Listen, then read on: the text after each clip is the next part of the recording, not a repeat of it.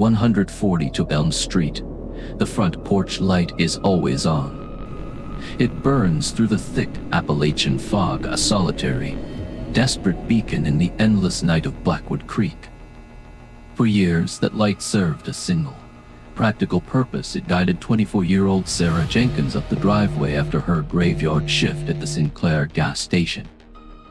It was a symbol of routine, a symbol of safety. Today, that same bulb still burns, day and night, month after month.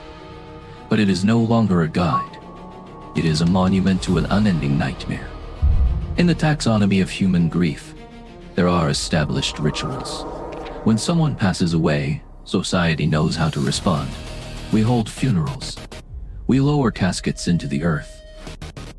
We offer condolences, we mourn, and eventually, the psychological wound begins to scar over.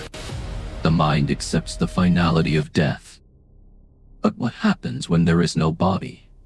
What happens when a loved one simply evaporates into the 40-degree autumn air, leaving behind a half-eaten sandwich and a winter coat on a breakroom hook?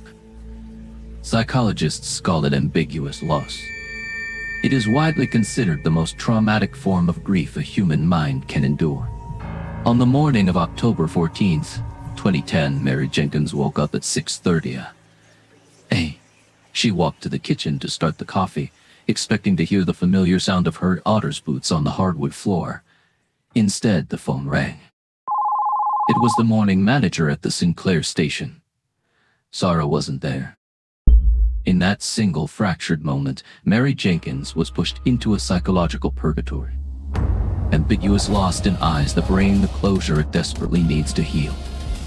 It forces a mother to live into contradictory realities simultaneously. In one reality, she must accept that her daughter was taken by a violent predator and is likely dead.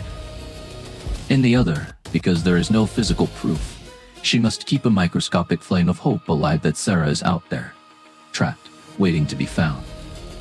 To grieve fully feels like a betrayal of that hope. To hope fully is an agonizing daily torture. True crime documentaries often focus on the intricate details of the investigation, the yellow police tape, the forensic analysis, the cat-and-mouse game between detectives and suspects. We become obsessed with the mind of the killer. But in doing so, we often look right past the collateral damage. Over the next few chapters, we are going to look away from the police files and look inside the homes of Blackwood Creek. We will explore the silent, devastating impact of an unsolved mystery. We will examine what happens to a family and a community when the justice system fails, the cameras pack up and leave, and the only thing left behind is an empty chair and a porch light that never turns off. When a sudden tragedy strikes, the human body relies on adrenaline. In the first 72 hours after Sarah Jenkins failed to return home, her mother, Mary, did not sleep. The house at 140 to Elm Street ceased to be a home, it became a common center. Every ring of the telephone was a jolt of electricity. Every set of headlights sweeping across the living room window was a reason to rush to the front door, heart-pounding, praying for a miracle. But adrenaline is a finite resource. When the days bleed into weeks, and the weeks quietly surrender to months, the adrenaline fades. What replaces it is a silence so heavy, it becomes physically difficult to breathe. Sarah's bedroom remained perfectly untouched. Her half-read paperback, retrieved from the break room of the Sinclair station by a sympathetic deputy, sat on her nightstand, still bookmarked at page 42. Her winter boots sat in the hallway. The coffee cup she had left in the sink the morning of October 13th remained unwashed. To a grieving mother experiencing ambiguous loss, moving these items feels like an act of betrayal. To wash the cup, or to put the boots in the closet, feels like an admission of defeat. It feels like burying her. So, the house became a museum dedicated to a ghost. The dust settled. The seasons changed outside the window. But inside, time was permanently frozen in October. Psychological trauma of this magnitude begins to rewrite the architecture of the brain. The human mind is a meaning-making machine that despises unanswered questions. Without a body, without a funeral, Mary's brain refused to process the loss. Instead, it began to play cruel tricks on her. She began to experience auditory hallucinations, a deeply common, yet rarely discussed symptom of profound, unresolved grief. In the dead of night, the house would settle, and Mary would hear the familiar click of the front door latch. She would hear the soft, rhythmic tread of Sarah's footsteps on the hardwood stairs. Mary would sit up in the dark, suspended in a fraction of a second where the nightmare was over. Her lungs would fill with air, and then the crushing reality of the empty house would settle back in, breaking her heart all over again.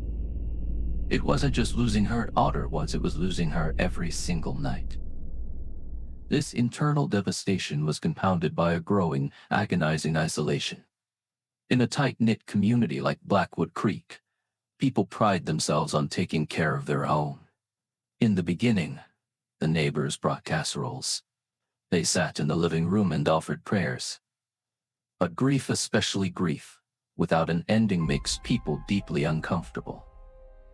As the first year passed, the visits stopped. People didn't know what to say. "I'm sorry for your loss" felt inappropriate because Sarah wasn't officially dead. "Have hope" felt cruel because the statistical reality of her survival was practically zero. Mary noticed neighbors crossing to the other side of the street at the grocery store to avoid making eye contact. Her pain had become a mirror reflecting the town's greatest vulnerability, and no one wanted to look at it. She was alienated, trapped in a terrible paradox. She could not move forward, because moving forward meant leaving Sarah behind. The true cruelty of this limbo was most visible during the milestones. The first Thanksgiving, the 25th birthday. The dining room table became a psychological battlefield. Do you set a plate for the empty chair? If you set the plate, you are indulging in a delusion that destroys you anew when the food goes cold. If you don't set the plate, you are telling the universe and yourself that she is never coming back. There is no right answer. There is only an endless, exhausting negotiation with sorrow. While the police filed the paperwork into cold storage, Mary Jenkins remained actively serving a life sentence inside her own mind, waiting for a key that might never be found. There is a common platitude offered to the grieving: time heals all wounds. But to a family enduring an ambiguous loss, time is not a healer. Time is an adversary. It is a slow, relentless erosion of the spirit, ticking away in an empty room where a 24-year-old woman used to live. As the calendar pages turned in Blackwood Creek, the urgency of the investigation inevitably began to cool. The county sheriff's department, constrained by limited budgets and the pressing demands of new active crimes, had to reallocate their resources. The dedicated tip line was quietly disconnected, unrouted to a general dispatch operator. The missing person flyers plastered across the windows of the local diner began to fade, their edges curling under the harsh Appalachian sun, until they were eventually taken down to make room for advertisements. The physical manifestation of Sarah's case transitioned from the center of the detective's desk to a cardboard box in the basement archives. The case had officially gone cold. But for Mary Jenkins, the case was never cold. It was a burning, daily agony. She learned that the most difficult days were not the anniversaries or the quiet, lonely holidays. The most agonizing days were the days the telephone actually rang. Every few years, a hunter would stumble upon a piece of discarded clothing deep in the state forest. A hiker would find an unidentified bone. Or a transient in a neighboring state, desperate for a plea deal, would falsely confess to murdering a girl at a gas station. When these calls came, Mary would experience a violent physiological reaction. Her heart would hammer against her ribs. The adrenaline she hadn't felt since the first week of the disappearance would flood her system. She would sit by the phone, trembling, waiting for the forensic lab to compare the dental records or run the DNA. In those agonizing hours of waiting, Mary found herself praying for something that contradicts every maternal instinct. She prayed for the remains to be her daughters. She prayed for the devastating finality of death, because the only thing worse than knowing your child has been murdered is not knowing at all. But the DNA never matched. The bone belonged to an animal. The transient's confession was proven false. And with every negative result, the microscopic flame of hope was forcibly extinguished, plunging Mary back into the abyss. The fall is always harder the second or third or 10th time. The emotional whiplash of these false alarms exacted a severe physical toll. Grief, when left entirely unresolved, manifests as a chronic illness. The chronic stress hormones ravaged her immune system. Her hair thinned and turned completely gray. The vibrant, active woman who used to garden in the front yard became a frail, spectral figure watching the street through the living room curtains. Friends and extended family members eventually suggested the unthinkable. You need to move on. You need to sell the house. You need a fresh start. But moving is an impossibility. To pack up Sarah's room, to sell the house at 142 Elm Street, would mean dismantling the only beacon left. If Sarah somehow managed to escape, if she was suffering from amnesia, or if she was finally released by whoever took her, she would only know one way home. She would look for the house with the porch light on. To leave Blackwood Creek would be to abandon her post. Mary was not just a mother anymore, she was a lighthouse keeper on a desolate shore, guarding a light for a ship that the rest of the world had long since declared sunken. So, she stayed. She endured the suffocating pity of the town. She endured the silence. She remained trapped in the purgatory of hope, paying the ultimate psychological price for a predator's perfect crime.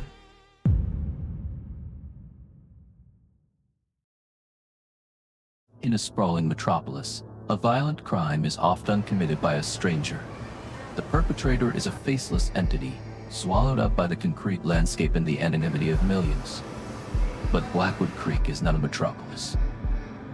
It is a closed ecosystem of 11,400 people. Here, anonymity is a geographic impossibility. When behavioral analysts construct profiles for highly organized, rural abductions like Sarah's, the data points to a horrifying statistical probability the offender is not a transient. The offender is a local.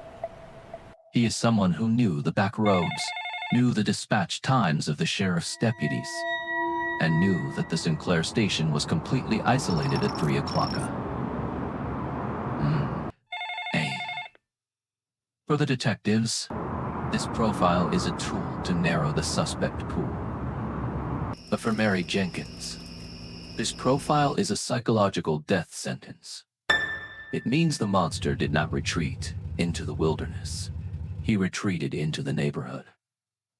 Because of this, the simple, mundane act of running errands in Blackwood Creek became an exercise in psychological warfare. Imagine walking into the local grocery store. The fluorescent lights hum overhead. You push a cart down the aisle. A man in a flannel shirt and work boots reaches past you to grab a carton of milk. He smiles politely. He tips his hat. He says, "Excuse me, Mary. How are you holding up?" You smile back. You say, "I'm taking it one day at a time, Richard. Thank you." But beneath that polite exchange, a terrifying, corrosive paranoia is eating away at your sanity. Is it him? Is it the mechanic who changes your oil? Is it the postal worker who drops the mail in your box every afternoon? Is it the deacon who sits 3 pews behind you at Sunday service? Is it the man who stood on your front porch in the weeks after Sarah vanished, holding a casserole dish, looking you directly in the eye, and offering his deepest sympathies? Psychopaths are not monsters with fangs hiding in the shadows. They are often charismatic, socially integrated, and deeply unremarkable. They wear what psychiatrists call a mask of sanity. For Mary, every male face in Blackwood Creek became a potential mask. The foundational trust of the small town, the very reason she had raised her daughter here, the reason nobody locked their doors, was completely inverted. The town was no longer a sanctuary. It was a prison where the warden walked freely among the inmates. She began to analyze the men around her with a desperate, untrained eye. Did that neighbor build a new shed in his backyard the year Sarah went missing? Why did that local contractor suddenly sell his white utility truck? Why can't that deputy look me in the eye anymore? This is the ultimate, invisible violence of an unsolved cold case. The perpetrator did not just steal Sarah's future. He systematically dismantled her mother's reality. He poisoned the groundwater of the community, turning neighbors into suspects and replacing peace with a permanent, exhausting high for vigilance.